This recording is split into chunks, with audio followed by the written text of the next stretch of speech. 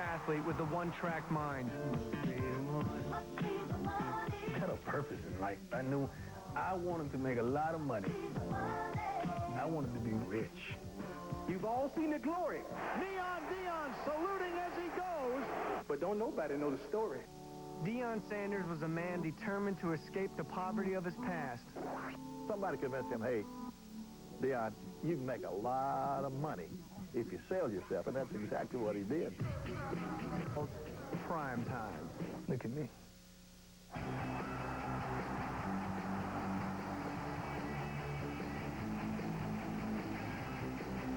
As prime time, Deion got everything he wanted, both on and off the field. My thing was having sex with many women. You know, I didn't discriminate. He would call and say, hey, man, what you doing? I said, nothing. He said, well, I'm taking a bath. Y'all say hi, you know. And I need a permission slip from Deion to tell y'all some of the things. But Deion's fame came with a price.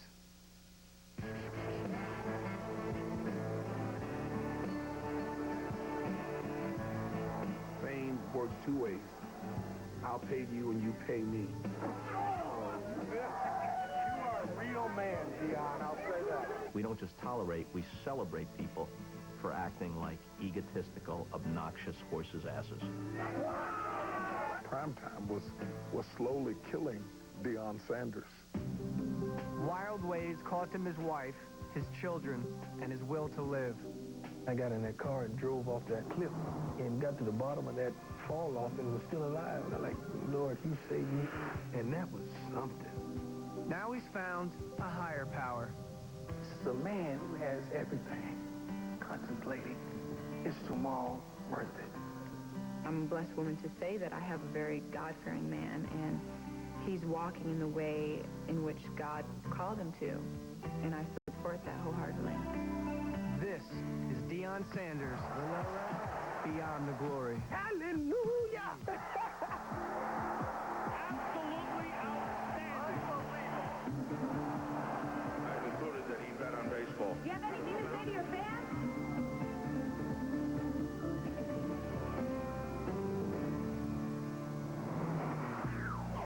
To millions of fans, Deion is a swaggering Superman who thrived in the spotlight. He's captivated fans with dazzling catches, clutch hits, and open field dashes. Could be intercepted, and it is by Deion Sanders. Sanders just went hard to right field, way back into the right field seats. And he's done it all in brash, high-stepping style. But along the road to fame and fortune, Deion's dreams turned into nightmares. The night we won the Super Bowl in San Francisco, I was the first one out of the locker room, the first one home, the first one to bed. And I said, it ain't what I thought it was. Yeah, I'm not even happy. Despite 2 Super Bowl trophies and millions in the bank, Deion was on the brink of suicide. You got women everywhere, you still ain't happy. You got clothes galore, you still ain't happy. You got everything you wanted, but you're still not happy. In the spring of '97, on a dark Ohio road, Deion was driving on a suicide mission, wondering what people would say about him when he was gone. I got on my knees and said, Lord, if you take me, please take me right now. I can't go no farther. Lord, just take me. Deion Sanders grew up living with his mother and sister in a public housing project in Fort Myers, Florida. A neighborhood so riddled with crime, it came with its own jail. The police decided to put a police substation right inside the project so they could take him to jail right there in the project. And they put barbed wire all around. It's sort of like a prison. Deion saw the pain and misery of the projects from close range. His father, Daddy Buck, who left the family when Deion was a child, was frequently unemployed and addicted to drugs. My biological father, Daddy Buck, he used drugs. I've seen him with needles, people in his room shooting up, and those are the reasons why I've never chosen to drink or smoke in the entirety of my life. Many nights, you know, we lay up in the bed and we talk, you know, and I explain to him, you know, that your dad is gone, but I'm here for you. A lot of times we cried, but we made it. The Huxtable's unreal. You know, in African-American families, Really, I don't know anyone whose father is a doctor, the mother's a lawyer. We didn't grow up like that. With his father gone, Deion's mother, Connie, took work cooking and cleaning in a local hospital to hold the family together. I had to work 2 jobs in order to make it, you know, because I was a single parent. My mother, she served as everything. She was all that in a bag of chips. When you work hard like that, it's very hard on the kids, too. Because you see your children, but not like you want to see them. He grew up fast because he had to learn to stay by himself. Left on his own after school, Deion soon found trouble. When he was 7, he had his first run-in with the police. You know, a child is gonna throw rocks, and I could throw a rock. I could throw a rock like a skeet shooter. It was an old house in the graveyard, abandoned house. I was throwing rocks, and I was winning, breaking all the windows, and someone called the police. They was telling me that they had Deion at the police station. I said, mine? My Deion? I said, yes, Deion Sanders. Deion's mom wanted to teach her young son a lesson he wouldn't forget. She told the police to keep him. By the time I got there, all the other parents had picked their sons up. Deion was the only one left. And he, looking with his big eyes, he said, Mom, I thought you had forgotten me. My mama belt should be in the Hall of Fame from that day. Determined to keep her young son off the streets, Connie enrolled 9-year-old Deion in Pop Warner football. When he came on my football team, he only weighed about 85 pounds. He had skinny little legs, but he could run like a deer. For Deion, football wasn't just a game. It was a chance to escape the projects. Pop Warner coach David Capel was determined to help. I think a lot of his drive came from where he grew up, knowing that where he lived, and if he continued, because most of his friends were in jail from selling drugs. Our peer pressure really was having weight around your neck, flossing, you know, having car with the boom and having a nice thread. That was our peer pressure. I explained to Deion back there that these kids will be out selling it, or you could be out selling it, make extra money. You don't want to get involved in it all, because if you do, you're going to end up in jail. With Deion playing Pop Warner football, his father, Daddy Buck, took a selfish interest in his son's games. Deion was only 10. So Daddy Buck would come and bet on the game, especially when we played against our rivals. They come in there, baby, betting on Pop Warner football. Baby boy, I need 3 out you today. I got about 100 laying on the line. And I used to sit up there like, you know, but I would deliver. By the time Deion entered North Fort Myers High School, he was starring in 3 sports: football, basketball, and baseball. He played a sport every season, so he didn't have to go home and be around what was happening in his neighborhood. As a high school quarterback, a young Deion proved himself as a runner, passer, and scrambler.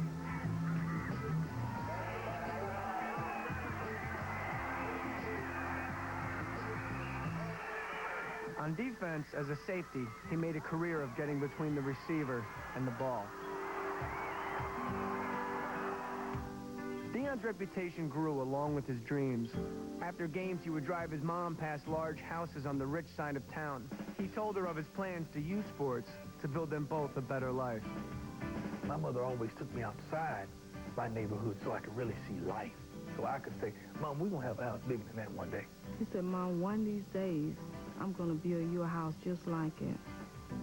I said, yeah, right. Deion soon had an opportunity to make his dreams come true. In 1985, as he graduated from high school, the Kansas City Royals offered him the quick road to riches, $75,000 to play minor league baseball. Deion was planning to go to college, but for a poor kid from the projects, it was a tempting offer.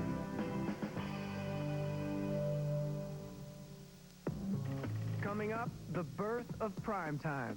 It was sort of like taking a bit of Ali and incorporating them into your life. And I think that's what I did. And later, primetime takes matters into his own hands. You are a real man, Deion, I'll say that.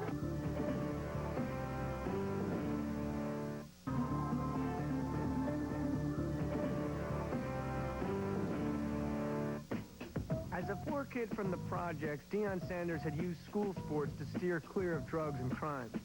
Now at the age of 18, as he graduated high school, he was facing new temptations.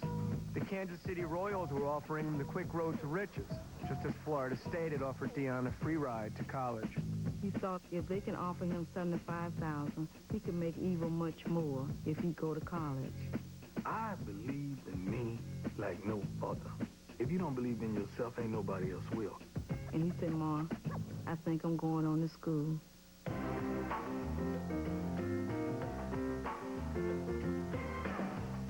In the summer of 1985, Deion chose to attend Florida State. By the end of his first year, he was making a name for himself in 3 sports: football, baseball, and sometimes track. Our track coach asked him, will you run in one of our meets? Oh, yeah, I'll run in one of your meets. So he goes over there, runs in the meet, and whips world-class sprinters. Deion Sanders fields at the 11, 15 it is. By his sophomore year, Deion had sealed his reputation as someone to watch. But the ambitious 19-year-old wanted much more. So Deion created a character he felt would distinguish him from the rest of the pack: Prime Time. Somebody convinced him, hey, Deion, you can make a lot of money if you sell yourself, and that's exactly what he did. Stealing a page from the School of Corporate Marketing, Deion created a character and gave it a nickname. He began wearing gold chains and giant rings. Deion drove around campus in his new Chrysler convertible with personalized Primetime license plates, talking on his cell phone, all courtesy of his hardworking mother, Connie. The top cornerback in college football hoped Primetime would help draw crowds and ticket sales, convincing big league scouts to write him big league checks. He said, Ma, he said, cornerbacks isn't making any money. He said, I got to do something to make plenty of money. Because he used to always say a closed mouth is never fed. And he just created a monster. But the Primetime monster was more than just clothing. Primetime was also an attitude. An attitude Deion created based on his 4 favorite sports idols. Muhammad Ali, because I love his brashness, but he backed it up. Hank Aaron, for the way he endured those trials and tribulations of racism. O.J. Simpson, he was the juice. He took care of his linemen, who took care of him. Dr. J, Julius Erving, the constant professional, business life, but he has a flair for the dramatic. He was thinking ahead. He said, I just can't intercept the ball and run out of bounds. I got to intercept it, and I got to high step. I got to throw the arms in there. I got to do something so that the attention is on me. Fans went wild, and broadcasters couldn't get enough.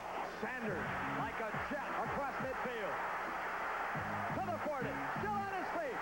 This is why they call him Primetime. Primetime is, the athlete who says it's time to put on a show, it's time to give my all, give the people all that they want. In the stadium, everyone hollering Primetime. Primetime is always just outrageous. It's exciting. On a lesser athlete, Primetime would have failed miserably, but Deion had the game to back up his bravado. In 1986, his 3rd year at Florida State, he became a college football All-American. The previous spring, he had led Florida State's baseball team into the College World Series. Professional scouts took notice. While only a junior in college, the New York Yankees paid Deion $75,000 to play 3 months of minor league baseball. Because Deion was still attending Florida State, it was his first taste of real money, and it changed the way he looked at things. Or you look up there like, it's 6 points. Touchdown over Deion. I look up there like it's $1 million. But Deion's success was not limited to the playing field. In the summer of 1987, Primetime was taking on a life of its own. Women loved the character, including the woman he would fall in love with and eventually marry. He had on all this jewelry and had his hat turned to the back. And he said, you looking for me? Baby, you looking for me? And I said, well, who are you? He said, I'm Primetime. I said, well, who is Primetime? Carolyn Chambers was a psychology major at nearby Florida A&M, and she soon learned who Primetime was. He gave me his number, and I didn't call him the very next day. I waited a day. So when I called him, we spoke, and he came right over. And From that day he came over, we were together every day after that. When his final college football season began, Deion became the team captain, leader, and mentor. I had power amongst the team where they came to me with problems or with the drama in their life. When they needed some money, I kept $5,000 over at all times. There was a little bankroll, and I always broke them off. And I worked my butt off, and I was very successful. Deion's success became the Seminole success. He won the Jim Thorpe Award as the nation's best cornerback and led Florida State into the Sugar Bowl. On the final play, Deion intercepted a pass in the end zone, and the Seminoles won the game. Kicked off by Primetime. Deion with his name up in lights. It was a storybook ending to his college football career, but the same could not be said of his scholastic career. After the game, Deion walked away from college without a diploma. I think when it came right down to it, there were enough pro scouts that convinced him that he was going to be a very, very high choice, draft choice, and be a wealthy man. The scouts were right. In the summer of 1988, Deion was drafted in the first round by the Atlanta Falcons and signed for more than $4 million. He was now the highest paid defensive back in NFL history. Though he lacked a diploma, he had graduated to the big leagues. Primetime was ready for his close-up. But Deion Sanders would never be the same. Well, all right. Coming up, Deion Sanders in the spotlight, developing a seven-figure attitude. Back off.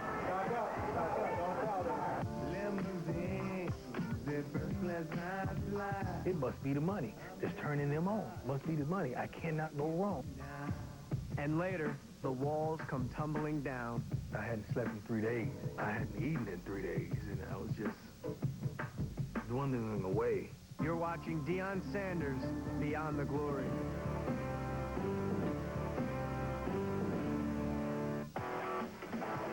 In 1985, as a high school football and baseball star, Deion Sanders refused offers to turn pro after he graduated, and instead went to Florida State to play college football. What a return by Deion Sanders. Now in the fall of 1989, Deion's investment in college was paying huge dividends. He had become one of America's first professional two-sport athletes. I played two sports because I played three sports all my life. It was nothing different. I wasn't going to let America tell me, oh, you can only play one sport. I wasn't going to let people say, you could only do one thing. He was making millions as the highest paid defensive player ever in the NFL, playing cornerback for the Atlanta Falcons. At the same time, Deion signed a deal making several $100,000 playing center field for the New York Yankees. It was truly remarkable and admirable that he was able to be as good a baseball player as he was. It was a great moment in my life to think that this world is set up where anybody could be successful. With the money from his first Atlanta Falcons football paycheck, Deion made good on a high school promise to his mother. He bought her a house on the rich side of town. It was exciting. All I could do was cry. Then, Deion tried to help his father, Daddy Buck, pick up the pieces of his life. I was making sure he was taken care of, nice clothes on his back, money in his pocket, bank account. You know, no one wants their father on drugs, you know, so he wanted him clean. Although not yet rapping professionally, Deion had recently grown friendly with another flamboyant entertainer, rapper MC Hammer. At Deion's request, Hammer agreed to hire Deion's father to work on his road crew. All I wanted was an environment for him that kept him busy, that kept him happy. Deion also started a family of his own.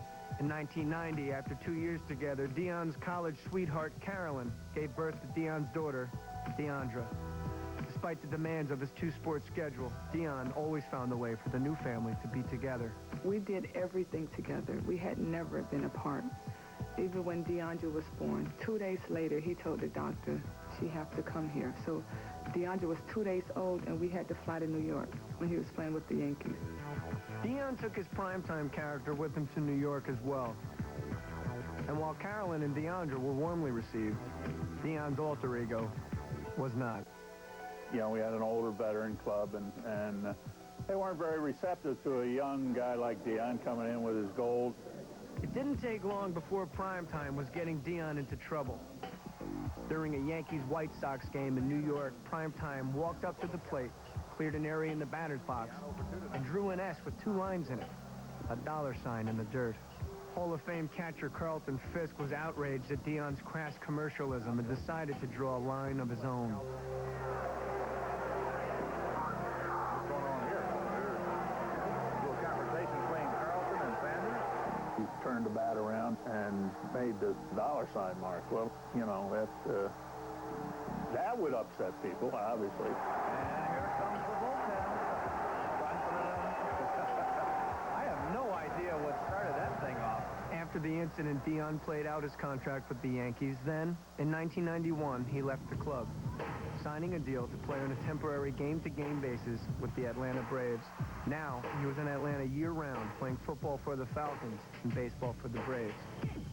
2 professional sports in the same city and the same stadium. I got one thing to say. This is my house.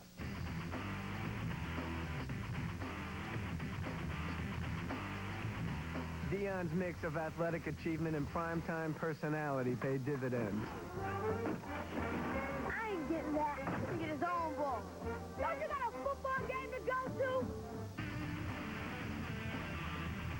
Besides his contracts with the Braves and Falcons, he began raking in millions from endorsement deals with companies like Nike. Ho, ho, ho.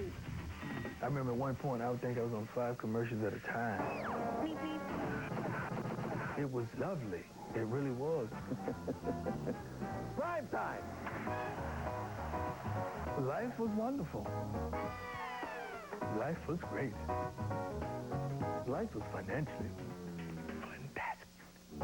The more Deion was on display, the better he performed. By 1992, he led the league in interceptions, made the Pro Bowl, and was leading the Atlanta Falcons into the NFL playoffs. He was incredible. They didn't throw in his direction. You know, he might have led the league in interceptions, but they didn't throw it over there that often because they were afraid of him. That same summer, he batted over 300 and led the National League in triples, sparking the Atlanta Braves to the National League playoffs. It appeared as if Deion could do no wrong. What time is it? Showtime, prime time. Okay. Deion starting that bench. I think he relished the attention, and in a way, like so many athletes who relish attention, it began to fuel him, in a sense, and you develop either a rooting interest for him or against him. He liked the media attention, and he learned how to play on it, you know, to use it to better himself. Sometimes it backfires because sometimes he looked very bad. Deion, one little comment, we'll all leave. I don't want to make a comment. He polarizes people because he, for much of his career, has acted in a way that sane people find annoying.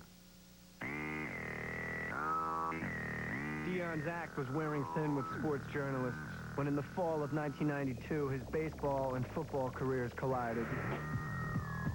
It was the National League Championship Series, and Deion was attempting to make sports history by playing professional baseball and football games on the same day. There have been reports that Deion is considering going to Miami this weekend with the Atlanta Falcons, playing against the Dolphins, and then chartering a plane to fly up to Pittsburgh in time for Game 5 on Sunday. What he did was incredible. To be able to play 2 sports, period, at that high a level. To be a great, great football player and a pretty darn good baseball player simultaneously is tremendous. Deion played a Sunday afternoon football game in Miami for the Falcons, then flew to Pittsburgh and played a Sunday night baseball game for the Braves. Renowned television baseball analyst Tim McCarver got Deion's attention when he shared his thoughts on Primetime's 2-sport schedule on national television. I think Deion's doing a rather self-centered thing, Tim, going there tomorrow. You know, there's been a lot of talk that he's a consummate team player for the Atlanta Braves. Well, and if he's that, how can he leave in the playoffs? After McCarver's statement, the battle lines were drawn. I think McCarver was out of line because it was clearly a personal attack. To me, that was a vindictive attack and tried to put it on the auspices of talking about what's good for the team because you don't know. You ain't on the team. McCarver's criticism of Sanders, even if people disagree with it, is well within the range of what happens in a broadcast. He didn't even know what he was talking about, and it was so crazy that he was talking how selfish my act was, and it should have been applauded because I wasn't even on the contract with the Braves at the time, and I was just coming over to help them. Who should have been upset was the Falcons. When the Braves won the National League Championship a few days later, Deion got his revenge. As Tim McCarver conducted interviews in the Braves locker room, Deion made his own commentary, unloading a bucket of ice water on McCarver's head 3 different times.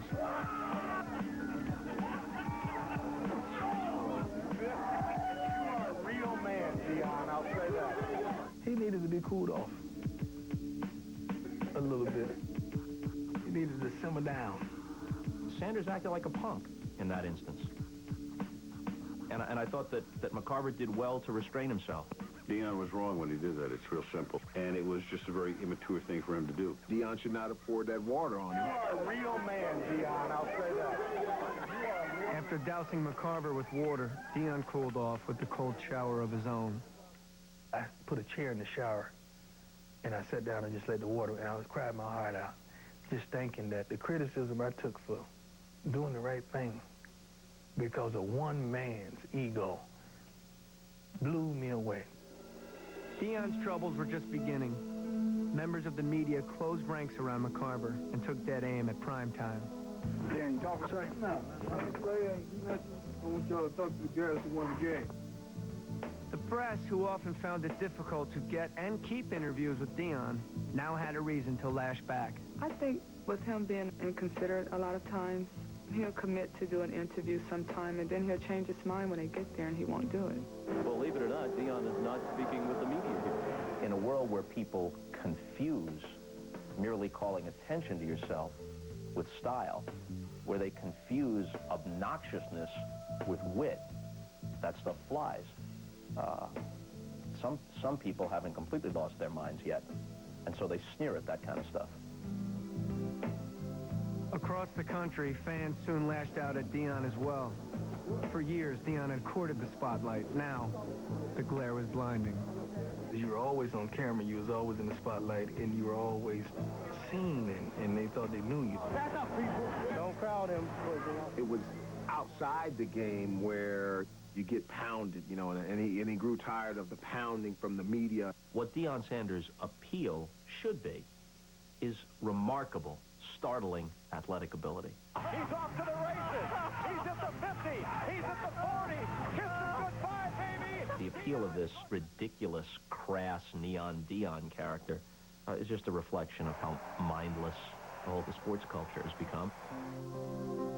In 1994, hoping a change of scenery would take the heat off, Deion moved to San Francisco and signed with the 49ers. I really wanted to win. I wanted to be associated with a winner because I wasn't used to losing, and Atlanta was trying to get me used to losing. In San Francisco, Deion began to play with a fury fans and announcers had never seen before. Deion giving that whole field left hook. Did you see that? Great. That's a classic. In 1995, Deion's intensity carried him and the 49ers to the top. During his first Super Bowl, Primetime had an interception, and the Niners destroyed the Chargers. But Deion's Super Bowl victory was an empty one. Deion's father, Daddy Buck, had died of a brain tumor and was not there to share in his son's greatest triumph. The night we won the Super Bowl in San Francisco, I was the first one out of the locker room, the first one home, the first one to bed. And I said, it ain't what I thought it was. Yeah, I'm not even happy. Coming up, Deion tries to end it all. My attorney had prophesied that I would commit suicide. And later, Primetime embarks on the path to salvation. Now, it's going to get tough because you're changing teams. You've been traded from the devil's team to God's team. By Deion Sanders. In 1995, Deion Sanders' move to the San Francisco 49ers had paid off. In his first season in the Bay Area, Deion won his first Super Bowl. But just months after the victory, Deion followed the money into Dallas, tying the knot with the Cowboys for football and the Cincinnati Reds for baseball. He also tied the knot with his longtime girlfriend, Carolyn, the mother of his two children, Deandra and Deion Jr. Deion surprised Carolyn with a wedding ring and a private ceremony during a vacation in Lake Tahoe. After nearly a decade together, the couple was still inseparable. I went on all the road trips. The guys would get mad because I would be the only woman there. And they didn't like that, but he said, no, my baby's coming. But Carolyn felt the couple's new move to Dallas was not good for their new marriage. Everybody loves their Cowboys in Texas. When we got to Texas, the team was such a funny team because they didn't want the wives to do anything. They always had their girlfriends with them. Like when they went to the Super Bowl in Phoenix, the wives couldn't come until Thursday. And he said it wasn't what he wanted, but they took a vote in the locker room. Dallas won the Super Bowl, but like the year before with San Francisco, for Deion Sanders, it was a hollow victory. And he thought, well, maybe if I accomplish a little more, maybe if I do a little more, I can find this happiness. But it wasn't there with each accomplishment, and so it began to get a little hollow for him. The more successful Deion became, the more he lived the lifestyle of his self-centered alter ego, Primetime. Primetime, primetime. Primetime. With the help of his friend, rapper MC Hammer, Deion made an effort to break into the music business.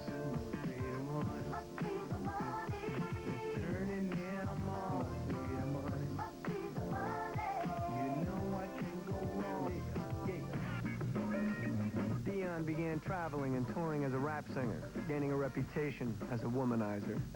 You know, he did that rap album, going on tour, you know, doing little nightclubs. And I would ask him, well, Deion, why can't I go? But they had these dancers from the different strip clubs, and they were all on the bus together, you know, with Deion and doing, you know, I don't know what, but he didn't want me around. My thing was fornication. My thing was having sex with many women. And, you know, I didn't discriminate. That was his fetish, and of course, I'm not blind. It would be when the lights are out and the other one is either gone or asleep that all these things would occur. He would call and say, hey, man, what you doing? I said, nothing. He said, well, I'm taking a bath. And then he said, y'all say hi. I need a permission slip from Deion to tell y'all some of the things. Like some men, the more women you can get, it's a challenge. It's a challenge to him. And it was always one woman after another. Money is only going to make you more whom you really are. If you're a drunk, broke, you're going to be a drunk with money. If you're a drug addict with broke, you're going to be a drug addict with money. And if you're a whoremonger broke, you're going to be a whoremonger with money. We had a beautiful relationship in the beginning. I mean, it was everything anybody would want, but we grew in different directions. And he wanted something else. In 1997, Carolyn filed for divorce and gained custody of the children. Deion, I believe, felt a mixture of guilt that he couldn't be the faithful husband that he wanted to be at that time. Deion's failures as a husband and a father, combined with the recent death of his own father, Daddy Buck, sent him into a deep depression. Seeing your children stripped away from you, now you're going to thinking, okay, oh, now I'm going to be just like Daddy Buck. I'm going to be on the other side of town, and my kid's right here, but we're not together. On May 28, 1997, while playing for the Cincinnati Reds, Deion says his depression turned suicidal. Deion's manager, Eugene Parker, was living in Indianapolis when he got a call from Deion in Cincinnati. Eugene got in his car and drove more than 100 miles to Deion's apartment. But when Eugene got there, instead of finding his friend, he says he discovered a suicide note. I opened the envelope that was addressed to me, basically giving me his last wishes, how he wanted his funeral to go and where he wanted certain personal items to go. Deion was heading north on a darkened Interstate 75 at the Ohio-Kentucky border. Deion pulled off the road, got out of his car, and thought about his final move. Then he stepped back inside, revved up his engine, and floored it. his Mercedes tumbling over an embankment. I got to the bottom of that fall off and was still alive. And I'm like, Lord, you saved me. I'm still failing. I'm a failure at committing suicide. And that was something. Coming up, Deion's moment of truth. All of us have to go home once in a while, look in the mirror and say, man, do you like what you see? Are you happy with what you see? You know, ever since I turned pro in 1989, when I signed that dotted line, it was strange. Some things changed for the better and for the worse. 10 years of living life in the fast lane had taken its toll on Deion Sanders. The death of his father, combined with the failure of his marriage and losing custody of his children, had pushed Deion Sanders over the edge. In May of 1997, Deion tried to kill himself. But 4 days after rolling his car over an embankment, Deion says his prayers for deliverance were answered. It was really, really, really bright. I mean, the lightest white that you could think of, and it was windy, and wind was just gusting through my room, and I can remember falling on my knees saying, Lord, if you take me, take me. I felt like arms were just covering me, and the hands of God were just all around me. Deion vowed to change his wild ways. Then I went through a purging process, whereas everything that was not connected to the Lord, I asked him to shake my tree. And everything wasn't connected would soon fall off. Friends fell. Family members fell. Lifestyle fell. A lot of women fell. One woman who stood tall was the new love in Deion's life, a model and actress named Pilar Biggers. Pilar shared Deion's faith in God and in his destiny. It's like a triangle, so to speak. He and I are the two corners, the two opposite corners, and it's God that pulls us together right at the top. He's the glue to our relationship. He's our foundation. This is my partner. This is my folk. This is my people. I'm talking Ebonics now. This is my loved one. This is my friend. He is also my wife. On May 21st, 1999, Deion and Pilar were married in a small ceremony in the Bahamas by their mutual friend, Bishop Jakes. Since the wedding, Deion has forged a strong bond with his pastor. It would be too late for Brother Deion to start now. He would come to Bible class, and little by little, he would make the transitions, maybe stopping by my office for a few moments after church, or dropping by the house. He's grown and matured so much as a man. I mean, it's just, if you can only imagine watching a child grow. During counseling with Bishop Jakes, Deion began to separate the character called Primetime from the character within himself. And it came to a point in his life that Primetime was slowly killing Deion Sanders. And I think it was important to him to reconcile the difference between being a personality and being a person. Deion, the man, wrestled with what every true megastar wrestles with, and that is balancing the two worlds. When the lights go out and, you know, you're at home, it's very difficult for those around you to relate to you outside of that which you have created for television. You're dealing with an identity crisis. Deion has finally begun to separate from Primetime. After a formal baptism at the hands of Bishop Jakes, Deion's faith grew stronger. He became eager to share the lessons of his experience with others. The pupil became the preacher. Money was my drug. The more I made, the more I wanted. It was addiction. I wanted to tell people the story because I know so many people go through what I've been through, or so many people want the things I had: power, money, and sex. I thought all these things could fill my cup. But now, my cup runneth over. His life is much fuller now. There's more to him than the feel. While the Primetime character has been left behind, the Primetime legacy remains intact. In the summer of 2000, an older, wiser Deion Sanders was making news again. He signed a $56 million contract with the Washington Redskins, a deal that acknowledges Deion's ability to draw and excite a crowd. But this time around, Deion says he no longer believes his own press. He's learned where Primetime ends and his real life begins. I'm a peaceful man. Look at me. I'm serious. I have a good time. It's ironic that when you're unsaved, you wouldn't even think or fancy the idea that you could have more fun on this side of the fence. In February of 2000, Deion's wife, Pilar, gave birth to a son named Shiloh.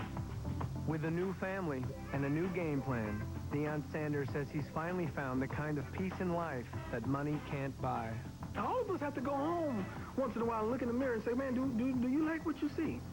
Are you happy with what you see? He stepped up to the plate as being a man, as being the man of our house, as being the head of our household. He's in that daily fight that all Christians have to live life right. You didn't like him then, and you don't like him now. You just hated him in the first place. I don't care about the money. I don't care about the many accolades that I've received. I want to be known as a God-fearing Christian.